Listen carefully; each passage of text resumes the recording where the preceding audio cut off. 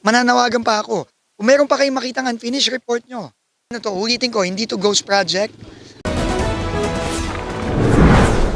So good afternoon, dito na tayo ngayon sa Cabarwan Bridge na obviously hindi pa tapos, no?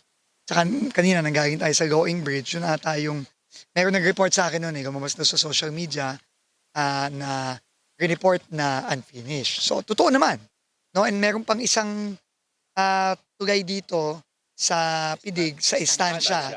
Pero tapos na yung tulay pero hindi pa gawa yung approach, no? Yung kalye. So hindi pa rin nagagamit. So Ah, ito kabilin-bilinan ni PBBM 'to 'no, na kailangan ang priority na ng DPWH, tapusin muna yung mga hindi pa tapos 'no. And ang nakakalungkot lang, sa pag-iikot ko simula ngayong January, ngayong 2026, nung inutusan tayo ni Pangulo, sa lahat ng punta ko sa kahit saan sa Luzon, Visayas, Mindanao, pare-pareho ang kwento.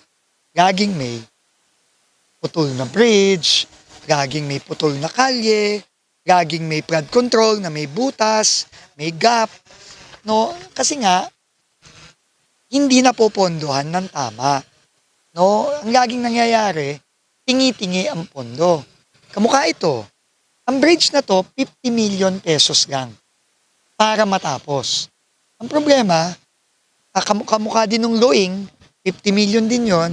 Ang problema, sinimulan siya ngayong taon lang na 'to, 2025. Mabuti pa nga ito, 1 year pa lang, Yung mga ibang nakita ko, 10 years, 8 years, 5 years, 6 years.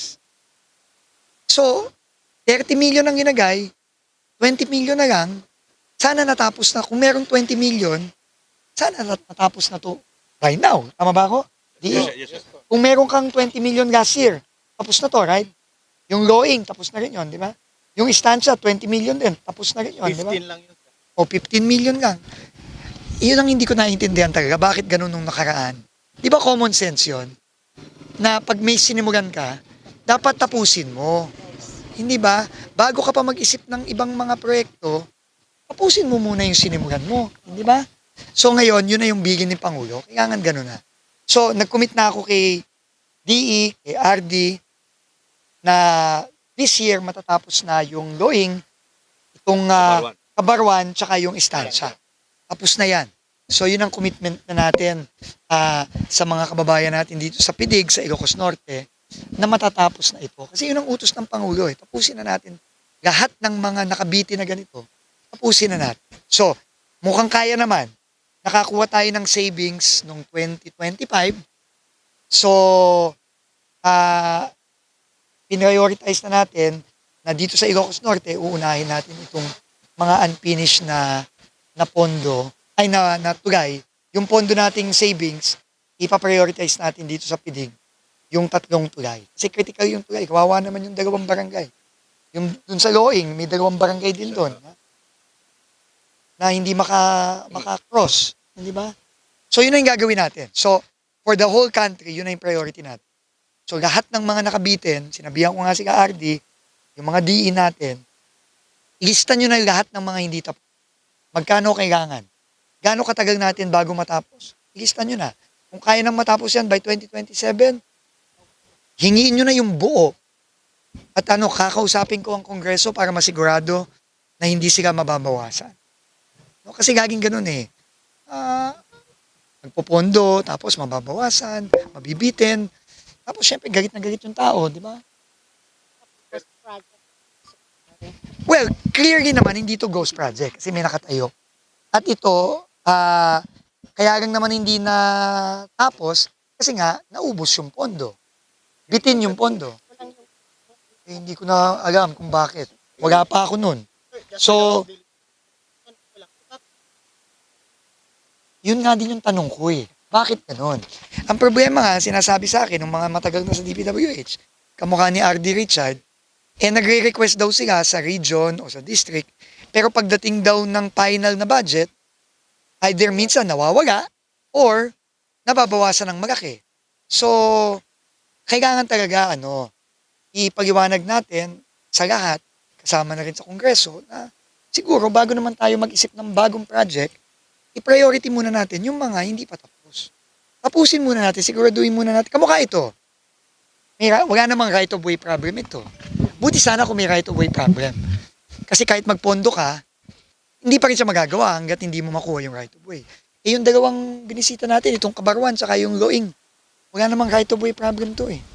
Diba? So, kailangan tingin ko yung pag-iisip nating lahat, kasama na rin yung mga partners natin sa Kongreso, sa Senado, tingin ko dapat pare-pareho tayo ng mindset. Common sense lang naman to eh. Yung mga inumpisahan na ongoing, tapusin na muna natin. So lahat na po ng ongoing na project. Yun ang pipilitin natin. Yun ang pipilitin natin. Yung mga malalaki nating bridge, yung kunyari, yung bridge sa Kabagan, ay yung bridge sa sa Camaranyugan, sa Cagayan. Inaugurate ni Pangulo yun. Yun, natapos yun, 2 taon lang. 'Di ba? Tapos na. Yung bridge sa Bukana, sa Davao, 2 taon din, 23 to 2025, tapos. Hindi ba? May mga ganon. Pero para sa akin, dapat lahat ganon. Pati yung mga tulay na ganito, na hindi naman kalakihan, di ba? Dapat ganon. Lalo na nga yung mga ganito, kasi hindi naman malaking pondong kailangan dito, isipin mo, 50 million lang. Hindi pa mapondo ng buo, di ba? Hindi, mali yun. So, kailangan talaga, So, hindi to ghost project. Hindi to ghost project, kasi sinimulan to nung last year, 2025. Ang pondo 30 million nga. Ito lang ang kaya nung 30 million. So, ito lang yun. Ngayon, dadagdagan na natin ang pondo. In fact, wala nga daw pondo to ng 2026 eh. Tama ba? O, wala. So, buti na lang may savings tayo ng 2025. Gagamitin natin ngayon dito para matapos na. Para naman magamit naman ng mga taga-PIDIG. Diba? Yung mga barangay natin dito. So, by time, This year, matapos. Alam mo, tanong ko din yan, hindi ko masasagot eh. Tanungin nyo na nga siguro yung mga bago ako. Hindi ko din maintindihan talaga kasi para sa akin common sense, di ba? Kung meron kang sinimulan, yun ang unahin mo, tapusin mo muna yun. Kaya nga ngayon, sinabihan ko sila, bawal kayo mag-propose ng bago hanggat hindi napopondohan yung mga hindi pa tapos.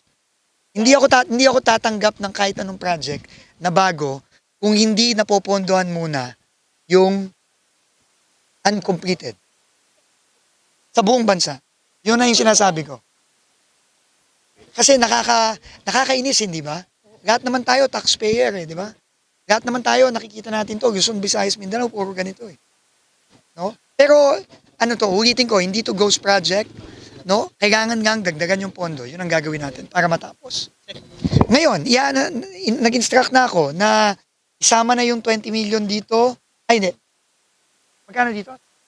Ang kailangan? 50 million for this sa Kabarwan, 20 million sa Loing, and 15 million sa Estancia. So, ano yun? 50, 20, 85 million lang yun. Ang liit na. Ang budget ng DPWH, billion yan. Daang billion yan. Diba? Para lang maging magamit naman ng mga kababayan natin dito sa PIDIG, di ba? Mabuti nga yung social media eh. Maganda nga ako, yung naglalabas ng social media, nagpapasalamat ako sa kanilang lahat.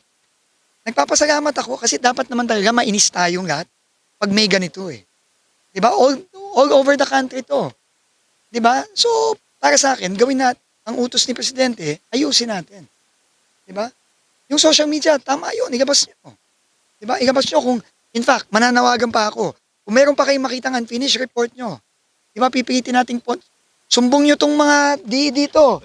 Kung meron silang hindi tinatapos, sumbong nyo, tapos sabihin nyo. Kung merong unfinished, tapusin natin.